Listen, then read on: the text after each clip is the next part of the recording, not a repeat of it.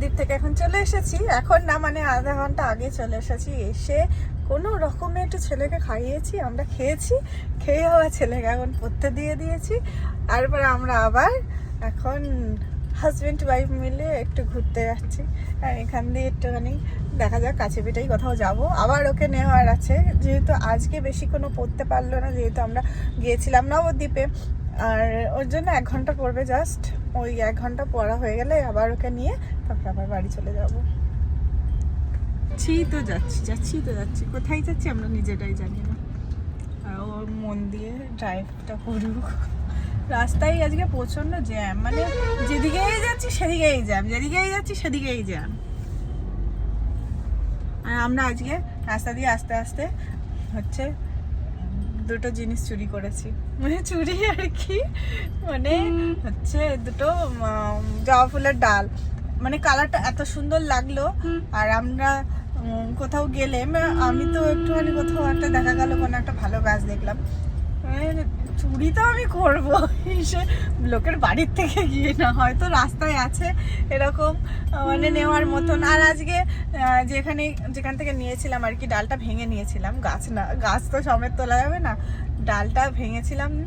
তো সেখানে বলেই নেওয়া হয়েছিল, শাসা তো বলেছিল যে এখান থেকে কি একটা ডাল ভাঙা যাবে।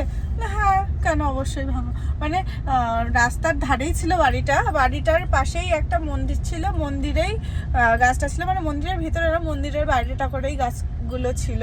আর মন্দিরটা বোধহয় ওই বাড়ির লোকেরই। মধ্যে অরিজিৎ সিং এর গান চলছে, তোমাদেরকে ফ্রিতে অরিজিৎ সিং এর গান শুনিয়ে দিচ্ছি, নো কস্টে, কোনো কস্ট লাগবে না। করো, চুপ হয়ে গেলে কেন? আমি যে ভিডিও অন করলাম ওই চুপ হয়ে গেল, তখন গান করছিল। হ্যাঁ, আর এই আমের সিজনে গালে ব্রণ হবে না, এটা অসম্ভব ব্যাপার, ইম্পসিবল একটা ব্যাপার।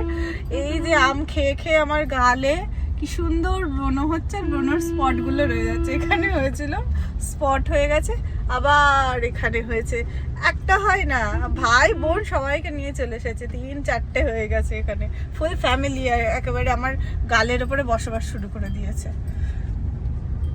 কি হলো? গান করো আর করবে না, লজ্জা পেয়ে গেছে। अभी हम कहाँ जा रहे हैं तो बोलो। কিচ্ছু বলছে না, স্টপ হয়ে গেছে। বাচ্চা ছেলে না, ফোন দেখে আর কি লজ্জা পেয়ে গেছে।